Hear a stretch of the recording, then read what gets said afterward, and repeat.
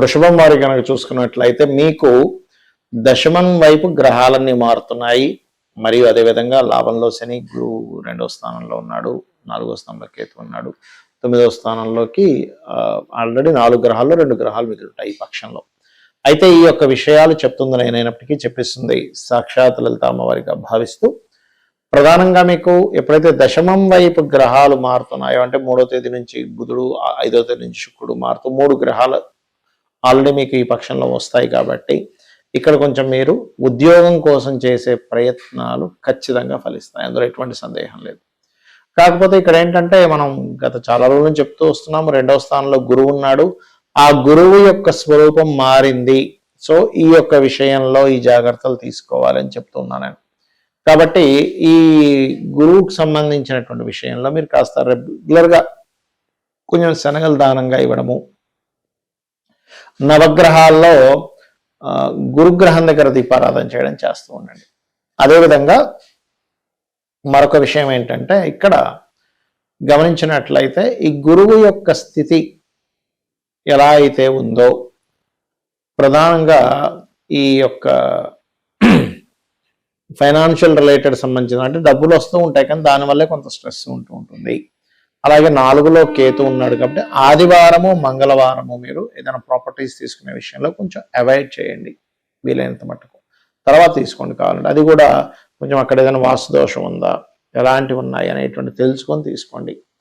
అలాగే మరొక విషయం ఏంటంటే ఇక్కడ గమనించినట్లయితే ఈ యొక్క సమయంలో పర్టికులర్గా అంటే ఈ 4వ స్థానంలో కేతు ఉన్నందుకు మీరు ఏదైనా ఇంకా తప్పనిసరి ఇప్పుడు చూడండి రైతులకి వాళ్ళకి కంపల్సరీ తీసుకోవాల్సి వస్తూ ఉంటుంది, భూమికి సంబంధించిన పనులు చేయాల్సి వస్తుంది, రియల్ ఎస్టేట్ వాళ్ళకి. అలాంటి వారు మాత్రం కాస్త కేతుగ్రహ దీపారాధన చేయడం, గణపతి ఆరాధన చేస్తూ ఉండండి, విష్ణు ఆరాధన ఎక్కువగా చేస్తూ ఉండాలి. వివాహ సంబంధాలు కుదురుతాయి చెప్పాలంటే ఇప్పుడు ఉండేటువంటి కండిషన్లో. అదేవిధంగా ఉద్యోగాల కోసం ప్రయత్నం చేసేటువంటి వారికి, సాఫ్ట్వేర్ రంగాల్లో ఉండేటువంటి వారికి, మార్కెటింగ్ రంగాల్లో ఉండేటువంటి వారికి ఖచ్చితంగా ఉద్యోగ అవకాశాలు పెరగనున్నాయి. ఉద్యోగం ఒకటే కాకుండా వ్యాపారం వైపు కూడా చేసేటువంటి ప్రయత్నం ఫలిస్తుంది, ఇంపోర్ట్ ఎక్స్పోర్ట్ వ్యాపారం చేసేటువంటి వారికి. ఇక మీరు నిత్యము చేయవలసిన దేవతారాధన కూడా విష్ణు సహస్రనామాలు చదవడము.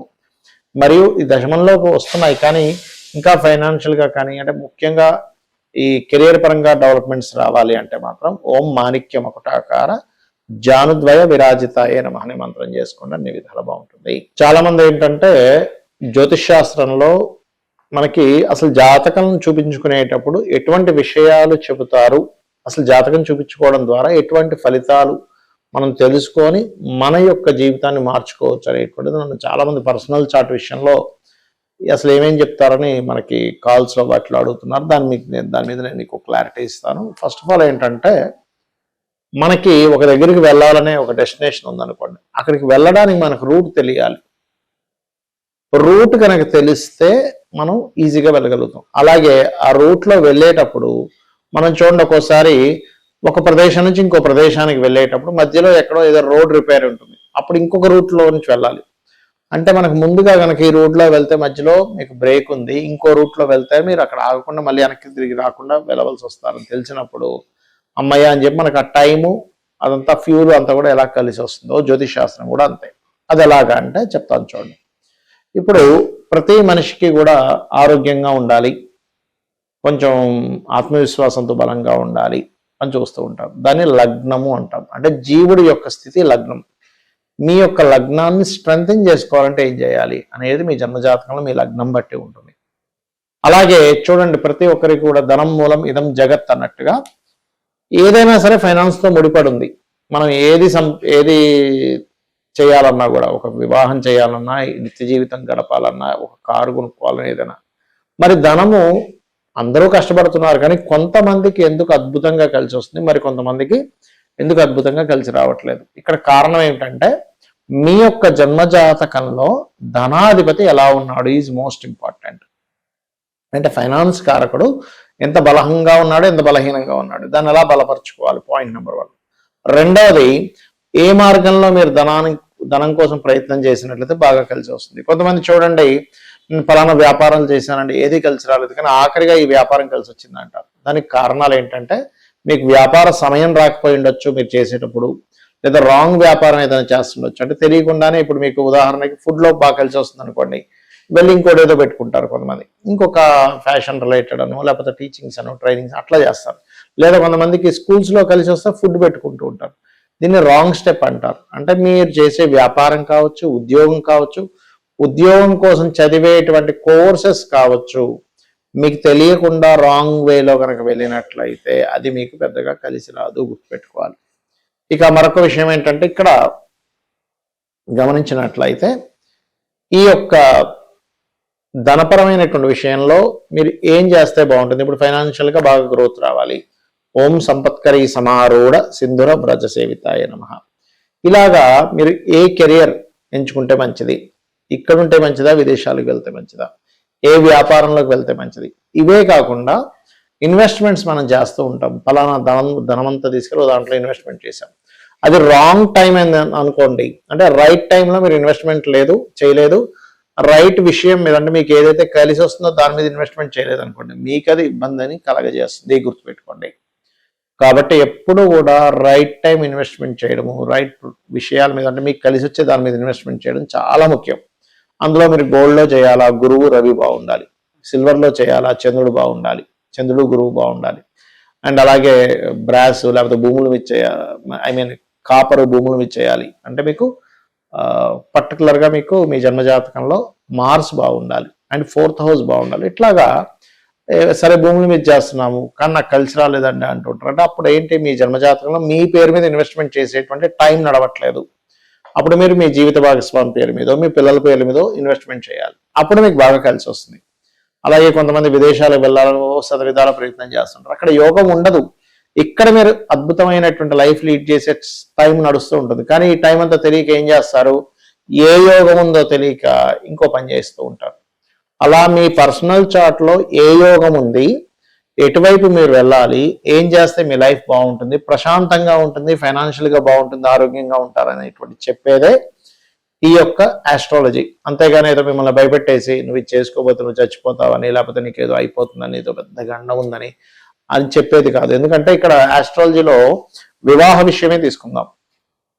చాలా మట్టుకు ఇవాళ రేపు సొసైటీలో చాలా విడాకులు జరుగుతున్నాయి. దానికి కారణాలు ఏంటంటే, ఒకటి పెద్ద బ్లండర్ మిస్టేక్ ఏంటంటే పాయింట్స్ చూస్తే వివాహం చేయడం. అది చాలా పెద్ద మిస్టేక్. అది పుట్టి పాయింట్స్ చూడడం కాదు, ఇద్దరి జన్మజాత చక్రాల్లోని గ్రహాల యొక్క స్థితిగతులు ఎలా ఉన్నాయి, మైండ్ సెట్స్ ఎలా కలుస్తున్నాయి, కమ్యూనికేషన్స్ ఎట్లా కలుస్తున్నాయి, ఇద్దరు జాత చక్రాలు ఇండివిజువల్ గా ఎటువంటి యోగాలు ఉన్నాయి, ఏమైనా ద్వికత్ర యోగాలు ఉన్నాయంటే, 2 వివాహాల యోగం ఏమైనా ఉందా, అలా ఉన్నప్పుడు ఏంటంటే దాని గురించి ఏం భయపడాల్సిన పని లేదు.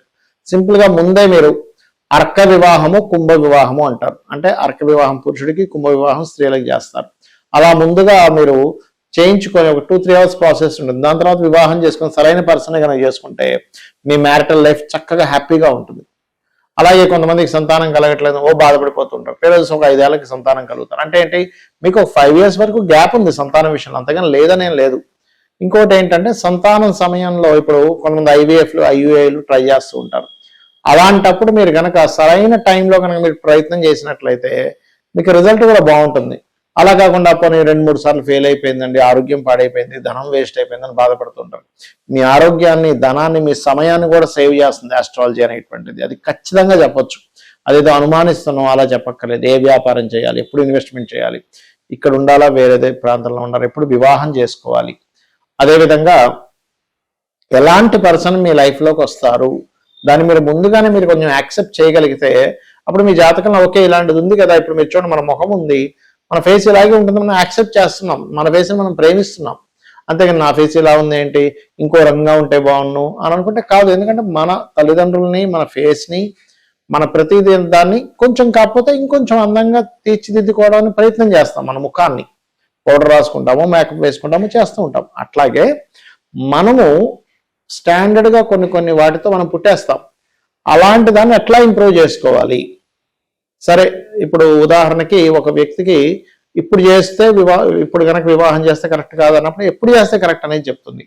ఇప్పుడు వ్యాపారం చేయడం కరెక్ట్ కాదు అన్నప్పుడు అసలు ఎప్పుడు వ్యాపారం చేయాలి అనేటువంటి విషయం చెప్తుంది. ఇప్పుడు ఇన్వెస్ట్మెంట్ చేయడం కరెక్ట్ కాదు అన్నప్పుడు ఎప్పుడు చేయాలనేది విషయం చెప్తుంది.